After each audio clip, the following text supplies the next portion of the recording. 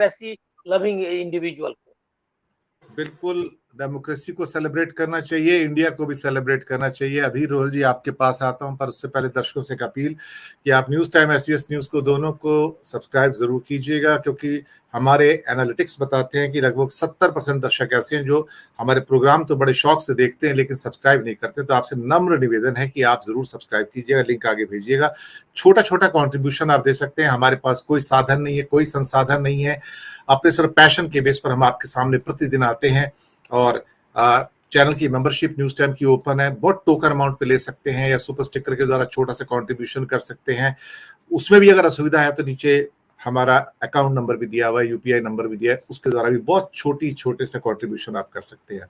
अधीर रोहल जी, कुछ परिवर्तन है, साहस लौट रहा है, लोगों में बोलने का साहस लौट रहा है, ये बहुत बड़ी बात है।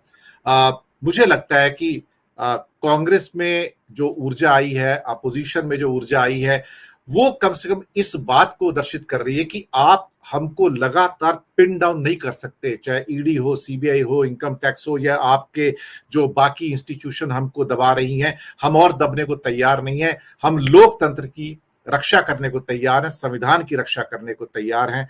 और हिमंता बिस्वा शर्मा का स्टेटमेंट कि मैं इंडिया हटा दूंगा और भारत लिखूंगा, ये मुझे लगता है कि ये शायद कहीं से भी, मुझे एक, मैं दूसरे शब्द नहीं यूज करना चाहता, कहीं से भी एक समझदार शब्द नहीं है ये, क्योंकि जो इंडिया है वही तो हिंदुस्तान है, वही तो भारत है, वो हमारी आत्मा में बसा हुआ है। आप उसको कैसे निकाल दोगे? अगर आप कहते हो इंडिया निकाल के और आप ज्यादा भारतीय हो जाते हो और आप दास्ता से मुक्ति पा जाते हो, मुझे लगता है कि शायद फिर एक जो मानसिकता है उससे भी मुक्ति पाने की आवश्यकता है। अधीर रोहल जी, आपकी टिप्पणी।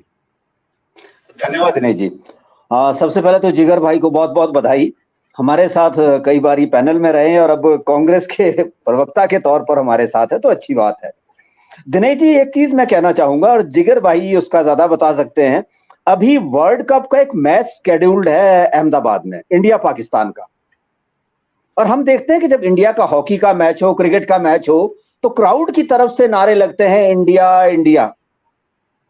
तो कब क्या ये देखना है, पिछले कल से लेकर ये सोशल मीडिया पर ट्रेंड कर रहा है कि क्या अहमदाबाद में दर्शकों को, जिस तरह मोदी जी किसी यूनिवर्सिटी में जाते हैं तो वहां कहा जाता है काले कपड़े पहनकर नहीं आना, तो जब इंडिया पाकिस्तान का वो मैच अहमदाबाद में होगा तो क्या वहां टिकट पे शर्त लिखी होगी कि यहां पर जो दर्शक आएंगे वो इंडिया इंडिया का स्लोगन नहीं लगाएंगे?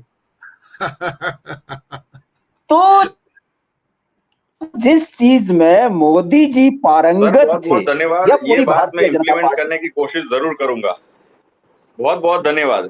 जरूर। अब ये बात मैं उठाता हूँ और आगे लेकर जाता हूँ। मैच में देखिए क्या होता है। टीम इंडिया तो टीम इंडिया ही रहेगी, वो टीम भारत नहीं हो सकती सर। जो मुंह पे चढ़ गया सो चढ़ गया सर। बिल्कुल बिल्कुल। वो तो मोदी जी के जितने भी कार्यक्रम हैं, हम सबने जिक्र किया उनका, कि मोदी जी के जितने भी कार्यक्रम हैं, डिजिटल इंडिया से लेकर फलाना इंडिया, हालांकि उन कार्यक्रमों की आज क्या दिशा है, क्या दशा है, ये पूरा हिंदुस्तान जानता है कि किस तरह उन कार्यक्रमों के साथ क्या किया गया, सारे शगुफे वो जो छोड़े गए। तो उस तरह वो इंडिया को कितनी इज्जत देते हैं, भारत को कितनी इज्जत देते हैं, वो सारे उनके कार्यक्रमों से, नीतियों से पता चल गया। लेकिन जो नैरेटिव भारतीय जनता पार्टी या इनका आईटी सेल जो देने की कोशिश करता था, वो उसमें अब एक कदम आगे जो है कांग्रेस है और विपक्ष आ गया है।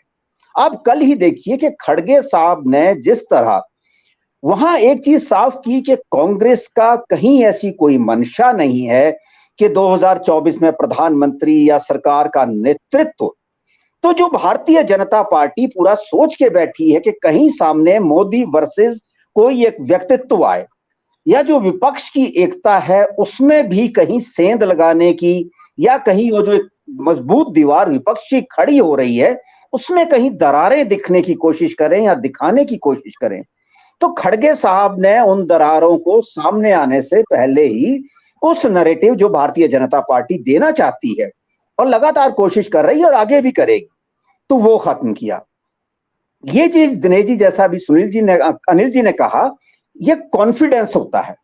अब वो जो कॉन्फिडेंस आया पिछले 8, 9, 10 महीनों से, जब से राहुल निकले, फिर इन बिटवीन हिमाचल का चुनाव हुआ, चलिए यहाँ का छोटा राज्य है, और सभी की नजरें कर्नाटक पे थी।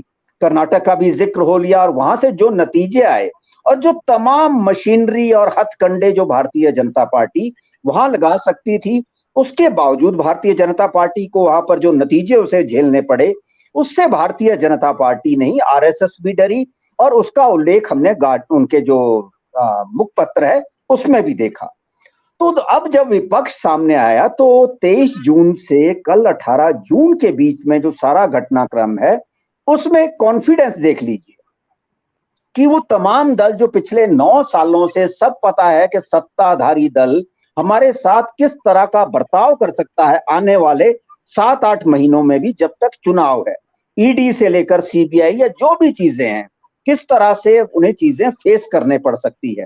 लेकिन वो दल अपना पटना में जब थे तो 15-16 दल थे, यहां पहुंच के वो 26 हो गए। तो विपक्ष ने जो साहस दिखाया है वो अब एक कॉन्फिडेंस का नतीजा है और वो कॉन्फिडेंस इस देश की जमीन, इस देश की जनता के अंदर दिख रहा है।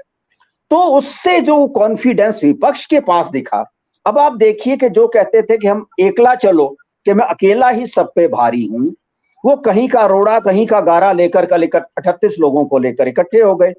अब वो 38 दल, उसमें सभी को पता है कि कौन क्या था, सभी ने हमने उसका जिक्र कर लिया है कि 26 पार्टियां ऐसी हैं कि जिनके पास अभी कोई सांसद नहीं है।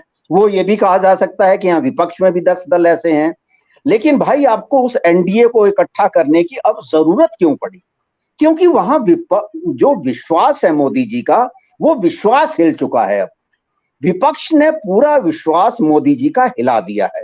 तो इन सारी परिस्थितियों में अब विपक्ष जिस तरह से आगे बढ़ रहा है, हालांकि अभी हम भी मानते हैं, सभी को पता है आने वाला समय हमें देखना पड़ेगा कि कुछ लोग अभी भी। अच्छा, एक चीज और मैं कहना चाहूंगा कि विपक्ष में के साथ और सत्ताधारी दल के बगैर अभी भी उड़ीसा से लेकर पंजाब में अकाली दल और कई पार्टियां, जो हरियाणा में इनका सहयोगी दल है जेजेपी, वो भी इसमें शामिल नहीं हुआ है। और वहां से फिर वाईएसआर कांग्रेस, वो शामिल नहीं है। मायावती अभी शामिल नहीं है। तेलंगाना ना विपक्ष के साथ है ना सत्ता के साथ। तो ये सभी लोग एक मुंडेर पे अभी बैठे हैं, जिसे हम कहते हैं कि मुंडेर पे बैठे हैं। वहां से ये सारी परिस्थितियों का जायजा ले रहे हैं कि आने वाले दिनों में क्या होने वाला है, क्योंकि सभी दलों को पता है और जो डर रहे हैं अभी भी, वो अभी दोनों तरफ कहीं भी आने जाने की स्थिति नहीं है उनके लिए। तो इन सारी परिस्थितियों के बीच फिर भी जिस तरह से पूरे विपक्ष ने कांग्रेस के साथ आगे आकर, और कांग्रेस ने जो खुले दिल से एक लिबरल सोच के साथ जिस तरह अपनी बात रखी और सबको साथ लेकर चलने की एक पहल कांग्रेस ने की है। हालांकि इसमें कोशिशें जो हुई हैं, अभी भी ये जरूर है कि एक भीषण यहां भी होंगे, वहां से यहां आ सकते हैं, यहां से वहां भाग सकते हैं, क्योंकि सत्ता के पास एक बहुत बड़ी ताकत है। लेकिन फिर भी इस देश के लिए और इस देश के जनमानस के लिए ये एक बहुत अच्छी खबर है। और मैं ये साफ कहता हूं कि देश में हवा बदल भी रही है, क्योंकि हवा तभी बदलती है जब किसी की कहीं पर हवा निकलती है। जी, मैं दूसरे राउंड